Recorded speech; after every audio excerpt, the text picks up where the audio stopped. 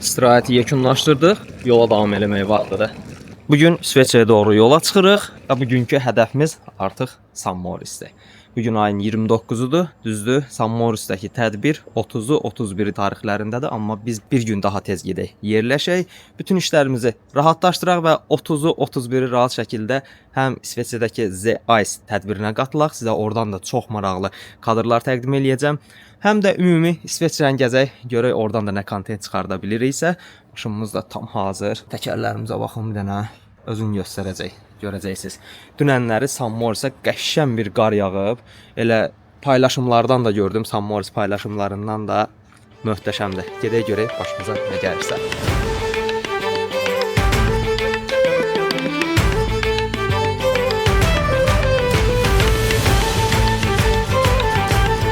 Hamburgda da yəqin ki. Videoya başlamamışdan əvvəl videonu bəyənməyi, şərh yazmağı və dostlarınızla bölüşməyi unutmayın. Bütün bunları elədiksə videomuza başlayırıq. Getdik.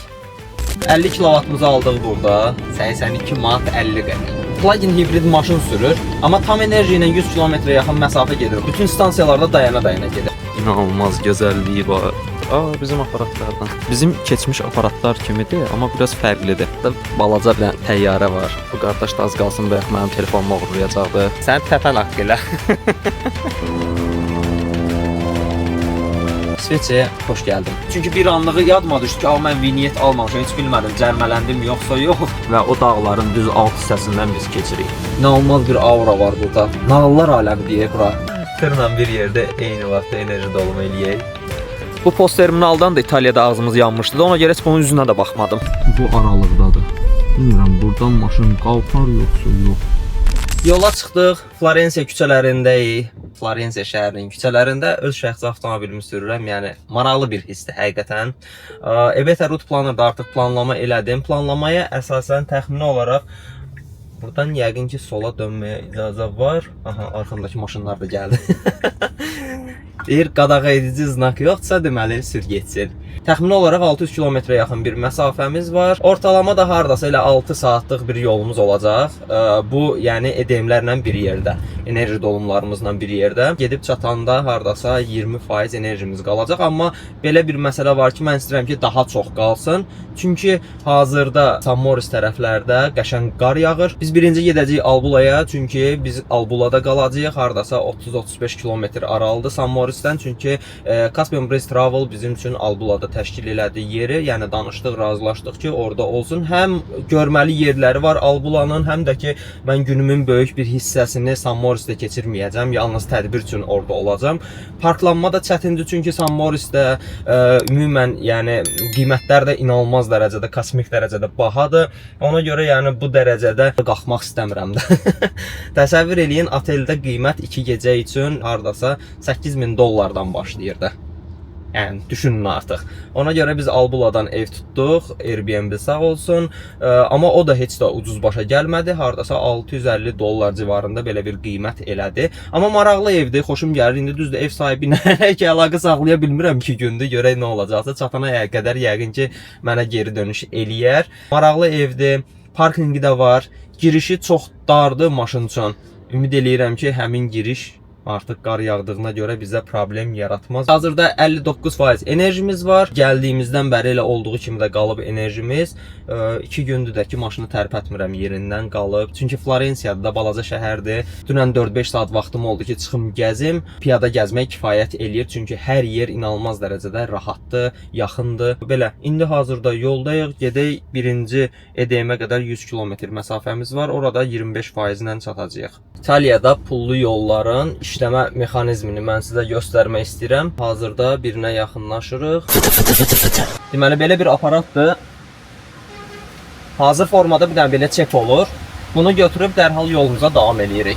Əgər kimdəsə birbaşa, yəni pəs varsa, sağ tərəfdə 2 dənə bölməni ayrıca qoyublar. Yəni oradan birbaşa olaraq dayanmadan keçirlər həmin maşınlar. Yox, əgər pəs yoxdursa, belə bu formada çek götürürsüz, yolunuza davam edirsiniz və yol boyu heç yerdə buna əlavə olaraq sizdən tələb eləmirlər, amma itirməyiniz səhv eləmirəmsə 300 avro idi, cərimədir.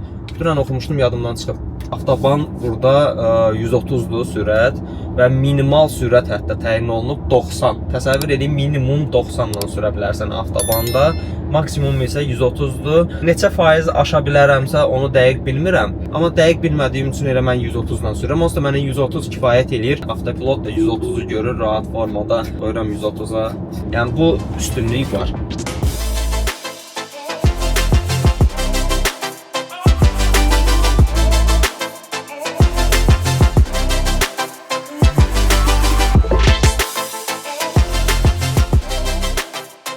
İlk edəyimizə çatdıq, 15%. Əslində bayaq göstərdiyi yerə məsafə çox qısa idi. Hardasa 20% deməyinə baxmayaraq, hardasa 26-27% ilə çatırdım. Çünki mən burada sərfiyyatı daha üst səviyyəyə qoymuşam ki, öz normamı belə deyim rahat hesablaya bilim də. Baxırdım ki 26-27%-ə çatıram, ona görə məsafəni biraz da uzağa saldım. Orada da hardasa 8% ilə bura çatacağımı göstərirdi, amma 16-15% ilə çatdım. Əslində peçdə işləyir, oturacaq qızdırıcılar. Yox, sərfiyyatımız necəsə olub 20 kW-dadır. Maraqlı. 20 kW sərfiyyat əslində çox yaxşıdır. Ötən günlərdəki sərfiyyatlarımıza baxanda, yəni 24-26 kW-la təsəvvür edin maşın sürürdüm də. Burada 300-lük stansiyalardır. Fritoxdur. Yenə eyni applicationdan biz artıq enerji dolumumuzu eləyə biləcəyik. Yarısa 80%-ə qədər bizə lazımdır. Beta root planner-da elə göstərir. Dolum eləyirik, sonra gedirik növbəti. İsveçrəyə keçməmiş, yox, deyəsən keçəndən sonra çıxdı proqramdan. Bir dənə də dolum eləyirik, oluruq Albulada.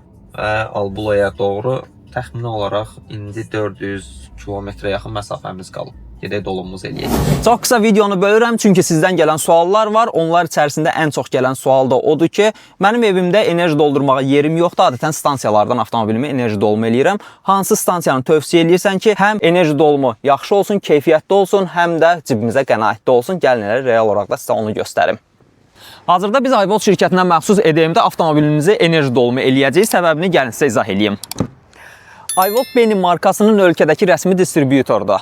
Diqqət eləsəz, ölkədə yerləşən 180-ə yaxın həm AC, həm də DC stansiyalar eyni markadandır. Üstəlik siz burada həm CCS2, həm GBT, həm də plug-in hibrid avtomobilləriniz üçün AC, GBT başlıqları görə bilərsiniz. Əlavə olaraq da həm eviniz, həm də obyektiniz üçün bu formada AC Benin cihazlarını da iVoltdan əldə edə bilərsiniz. Üstəlik zəmanətli formada. 50 kW-mızı aldıq burada. 80% enerjimiz var. Yola çıxdıq. 82 manat 50 qəpik. Necədir sizin üçün? İtaliyada çox bahadır, kosmik bahadır. Yunanistanda da bahaydı, amma İtaliyada əməllicə bahadır.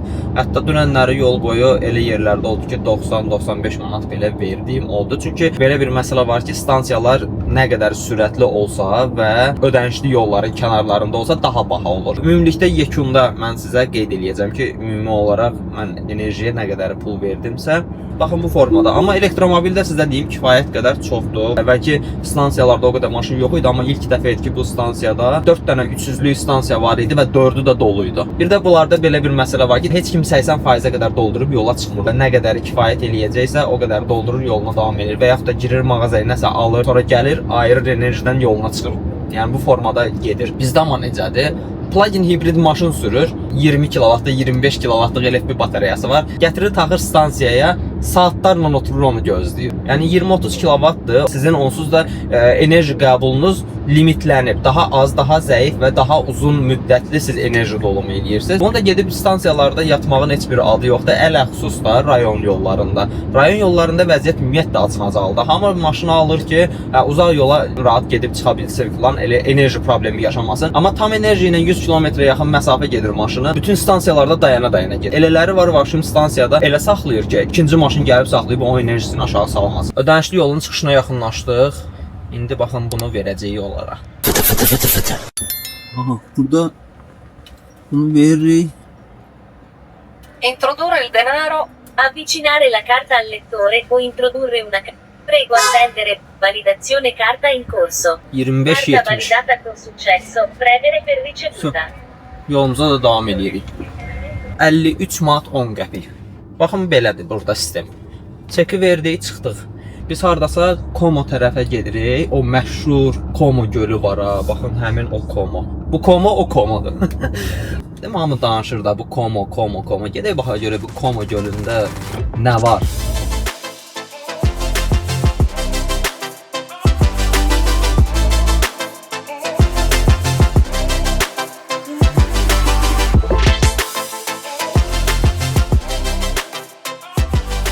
bayaq İsveçrədə ev tutduğumuz yerin sahibi ilə tanışıram. O deyir ki, parkinqə bəs girmək olmayacaq. Dirənmişəm ki, yox da, o parkinqə girməliyəm ki, mən maşını evin yanında saxlayım da, kənarda yol qırağında falan saxlamaq istəmirəm. İndi mənə şəkil göndərib ki, ay qardaş, sənə deyirəm ki, olmur da, olmur. Qardır. Orada bir təpə kimi yer var. Həmin təpə kimi yerə görə çıxmaq olmur. Baxa görək nə olacaqsa. Como şəhərindəyik. Xəritə bizə bir dənə yer dedi. Daha doğrusu ChatGPT bizə bir dənə yer dedi ki, orada rahat maşını saxlaya bilərsən. Cərimə yoxdur. Maraqlı mənzərəni orada görəcəksən.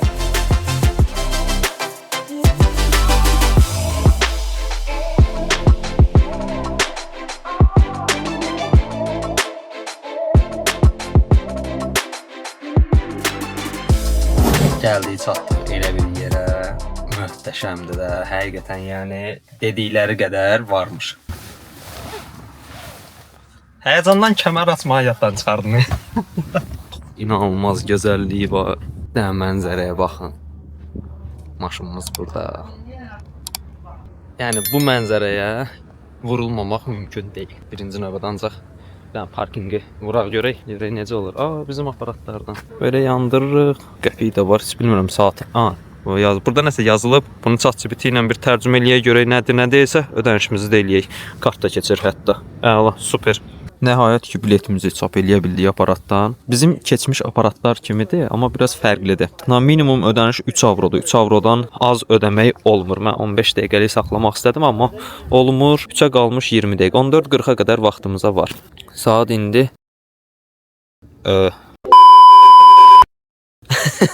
nəsə düz olma. 15:40-a qədər. 1 saat, 15:40-a qədər vaxtımız var. 1 saat, heç nə. Beynim yanıb. Bunu qoyuruq bura şüşənin qabağına. Qurban olduqlarım gələndə görsünlər. Yoxsa babat cərmələyəcəklər, yoxsa. Gedək gəzək buranı. Gəlmişik, 1 saatımız var. Komoda gəzmədim deməyək də. Çox bomba mənzərəsi var, möhtəşəmdir. Bir dənə bura baxın. Superdir. Burada balaca bir dənə təyyarə var. Hərdən qalxır, enir. Yəqin ki, turistik səfərlər eləyir. Maşınımız da burada. Qəşəng bir ərazidir. Bu qardaş da az qalsın bayaq mənim telefonumu oğurlayacaqdı. Demir ki, mən Azərbaycanlıyam. Telefon qoymuşam ştativdə, şəkil çəkirəm, görürəm başımda fırlanan Rolls Royce ki, yəni telefon qoyum gedim, o da gəlsin elektrikli velosipedi ilə götürsün getsin. Sən təpən haqqı elə. Qalxır.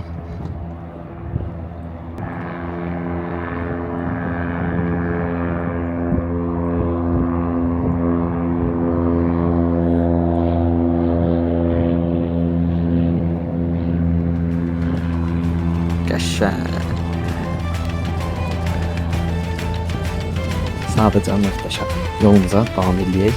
Növbəti möhtəşəm yerlər bizi gözləyir.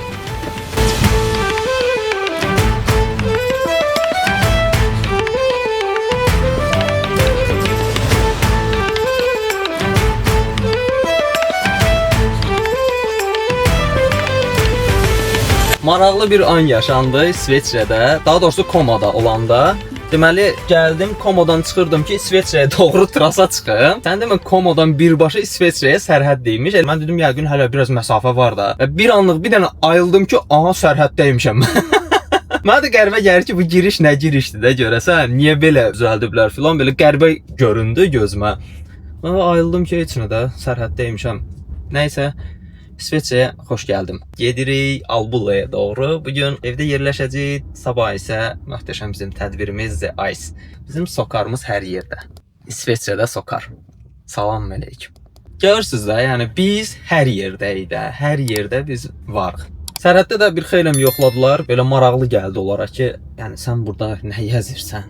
Nə edirsən burada? Dedim, yox, o ləzzəti ayrıdır da, tamam ayrıdır. Qısa bir ara verirəm çünki səyahət planlaması eləmək istəyənlər var. Bizim bu səyahətin bütün planlamasını Caspian Breeze Travel şirkəti həyata keçirmişdi. Viza dəstəyindən tutmuş otel, təyyarə və gəzmək istədiyimiz bütün yerlərin hər birinin planlamasını Caspian Breeze Travel şirkəti həyata keçirmişdi. Siz də əgər avtomobillə və yaxud da təyyarə ilə bu formada səyahətlər eləmək istəyirsinizsə, aşağıda əlaqə telefonlarını qeyd edirəm. Əlaqə saxlaya bilərsiniz, sizin bütün planlamalarınızı həyata keçirə bilər. Xoş izləmələr. Fonda qəşəng mənzərə var, buludlar. Qabağımda da qəşəng mənzərə var. Göstərim də sizə. Alp dağları. Çox möhtəşəmdir. Temperatur artıq getdikcə düşür. İtaliyada 14-15 dərəcə idi, artıq 9 dərəcəyə düşdü. Getdikcə də düşməyə davam eləyəcək. Çünki 79 kilometr yolumuz qalıb və getdiyimiz məsafədə həmin o dağların arasında bir yerlərə gedirik. Şaxta bizi gözləyir. Onsuz da evin şəkillərini gördünüzdə həyətə giriş yəqin ki mümkünsüz olacaq. Mən sizə başqa bir məsələni də demək istəyirəm. Ödənişli yollarda vinyet almalısınız. Vinyet almaq üçün aşağıya saytı qeyd eləyəcəm. Səhv eləmirəmsə 50 avro idi da verdim. Və açığı tam dəqiq bilmədim ki ondan ucuzu var ya yoxdursa. Çünki bir anlığı yadıma düşdü ki, mən vinyet almamışam. Heç bilmədim cərmələndim yoxsa yox. Amma yəni elə baxdım 1 illik bir vinyet idi. 53 avro, 50 avro ya da 3 avro da rüsumları ilə falan birlikdə. Yəni belə alnınızda olsun, vinyeti əvvəlcədən almağınız məsləhətdir. Onsuz da 1 illik idi. Gözüm dağlarda qaldı. İnanılmaz möhtəşəmdir. Çox nəhəngdir. Və o dağların düz alt hissəsindən biz keçirik.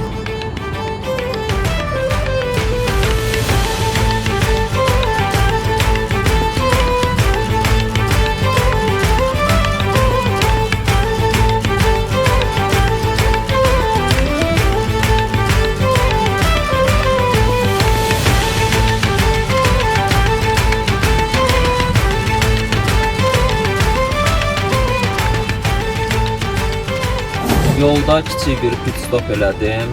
Təkərlərin havasını biraz endirdim aşağı. 2.6-ya indirdim. Gərək 2.3-ə, 2.2-yə indirim. Ölkə çox qəribədir. İnanılmaz bir aura var burada. Kameradan olan görüntüləri göstərəcəm sizə. Nağıllar aləmi deyək bura. Valla. O xəyallarımızda olan uşaqlıqda həmişə cizgi filmlərdə baxdığımız qəribə meşəliklər falan, aralarından gedən perival yollar deməklə olmur. Yaşayasan gərək. Həqiqətən yəni videolarda falan baxırıq ha. Bəlkə də monitor önündə oturub baxdığımızın real olaraq hiss eləmək üçün 3D eynə ilə bəlkə bunun bir 5%-ni hiss eləyərik. İsveçrə uşaqlıqdan xəyalımdır mənim. Amma heç vaxtı mən yatsam yuxuma belə girməzdi ki, mən öz avtomobilimlə İsveçrəyə gələrəm. Möhtəşəm, inanılmaz bir şeydir. İnanılmaz. Hələ axşam vaxtıdır. Sizə deyim, hər yer qardır, hər yer buzdur. Hazırda -1-dir. Biz biraz da yuxarı çıxacağıq. Sərfiyyatı maraqlananlar üçün onu deyim ki, ortalama 80 kilometrlə getsəm də sərfiyyatımız 22 kW'dır. Yəni belə şeylər normaldır hamısı. Yox, niyə qalxdı? Yox, elektromobil maşın deyil falan. Yəni düşüncəsinə ehtiyac yoxdur. -1 dərəcə, hətta 15 dərəcəyə doğru gedirik biz hazırda. Yəni bu temperaturda mənim belə zaryadkam azalır. Qalmışdı bu yazığın. 22 kW biraz da qalxacaq. Düşünürəm ki, mən 30 kW görəcəm bu maşında. Çünki qalxdığımız yer, məncə o dumanlı yer var, kameradan görünür. O dumanlı yerə qalxırıq məncə biz. Getdiyimiz yer dumanlı olacaq. Görək də, görək.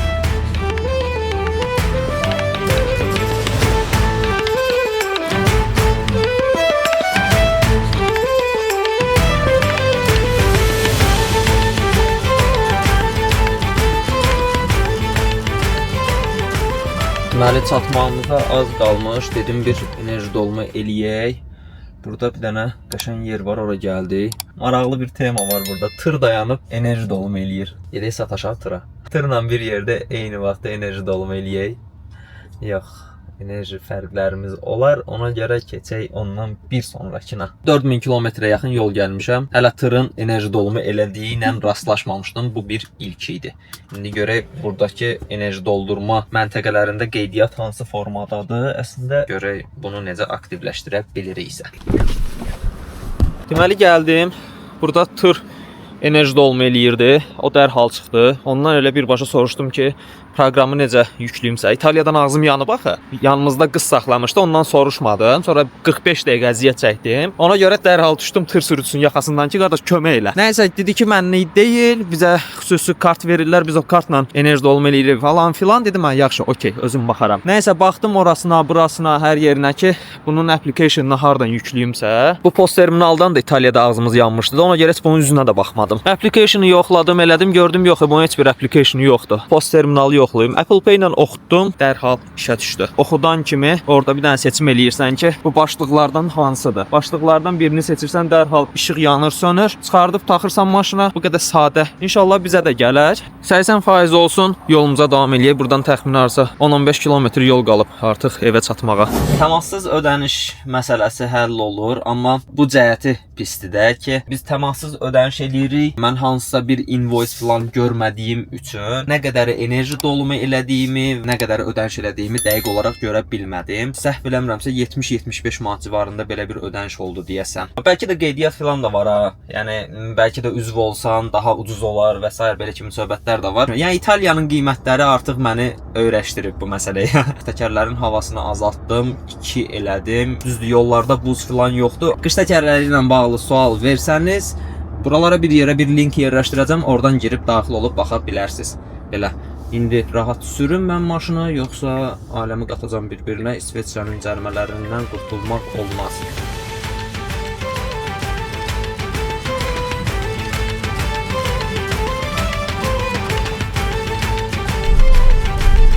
Gəldik, çatdıq ünvana. Sadəcə mənə haranısa deyib orada saxlayın maşını. O da görmürəm haranı deyibsə. Biz əslində ev bu aralıqdadır. Bilmirəm buradan maşın qalxar yoxsa yox. Buranın vəziyyəti necədirsə bilmirəm. Əslində qar deyir, amma buzdur deyil, onu bilmirəm. Düşün baxın da, salamatı düşüb baxmaqdır. Maşını burada bir təhər saxlamışam arxada. Görün bu aralıqdan girərmi? Əslində kifayət qədər yer var, amma məsələ bu deyil. Məsələ buradır. Qabaq tərəfdir. Gedək yuxarıya baxaq görək. Ha, bura buzdur deyəsən. Bura zəncir lazımdır. Buranın bir məsələsi də odur ki, çıxmağı adam yoxlayar. Və bura uçurumdur. Heç bir məhəccər yoxdur. Yəni, arxa-arxaya sürüşsən böyük riskdir. Heç o riskə getməyinə dəyməz. Ev buradadır.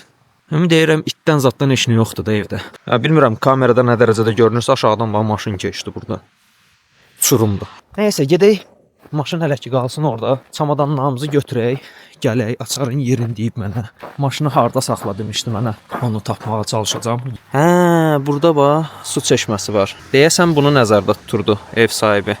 Ki burada saxla. Al qardaş, burada harda saxlayım? Bir dənə evə giriş eləyək bunları, bir dənə maşını biraz da vereyim qabağa. Maşınımızı saxladıq burada, yol qırağında. Heç sevmirəm də yol qırağında maşın saxlamaq, ancaq məcburiyyət. Bu işarə, yəni ancaq qar yağanda aktivdir, biləsiz. Yola piyada davam eləyək. Belə dostlar, biz artıq İsveçrədəyik, hədəfimizə çatdıq. Videonu bəyənməyi, dostlarınızla bölüşməyi və şərh yazmağı da unutmursunuz.